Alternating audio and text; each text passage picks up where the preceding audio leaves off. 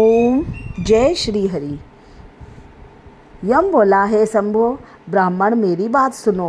मेरा लोप हो गया, मैं मरने से भी अपने पद के खंडन को अधिक मानता हूँ।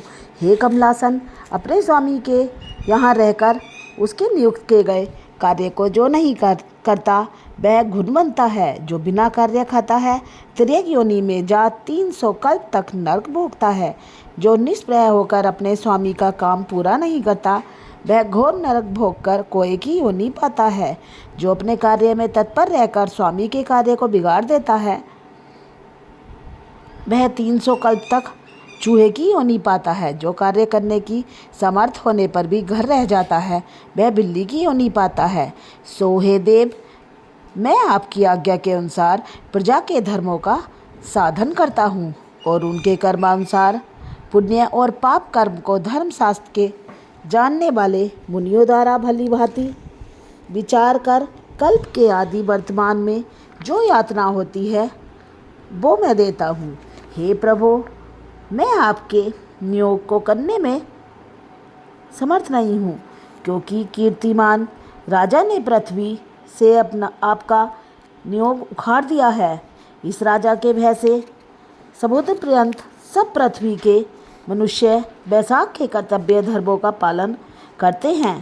प्रजा ने सब पितरों की पूजा, अग्नि स्टोकवादी यज्ञ, तीर्थ यज्ञादि सब शुभ कर्म, सांख्य योग, प्राणायाम करना, होम और स्वाध्याय का नाम लेना तक छोड़ दिया और अनेक प्रकार के पाप करने पर भी उनके वंश के, माता के वंश के व ससुर तक के वंश के 26 पीढ़ियों तक के पितृस्तर सब पापों से मुक्त होकर दिव्य देह धारण कर मेरा मार्ग छोड़ विष्णु लोक में हरि भगवान के पास चले जाते हैं।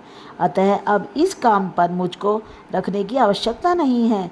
यह आपका दिया हुआ दंड और पट आपके चरणों में रखा है। हे ब्राह्मण, जो अनेक तीर्थ स्थान से दान, तप, व्रत करने से, अनेक प्रकार के धर्माचरण करने से, प्रयास में पतन होने, रण में मरने से, यज्ञादि करने से देवगति नहीं मिलती, जो मेष की संक्रांति में प्रातःकाल स्नान कर भगवान का पूजन कर कथा श्रवण करें और वैशाख महात्म्य सुने तथा यथोचित वैष्णवीय धर्मों का संपादन करे तो वह विष्णु लोक का अधिपति हो जाता है।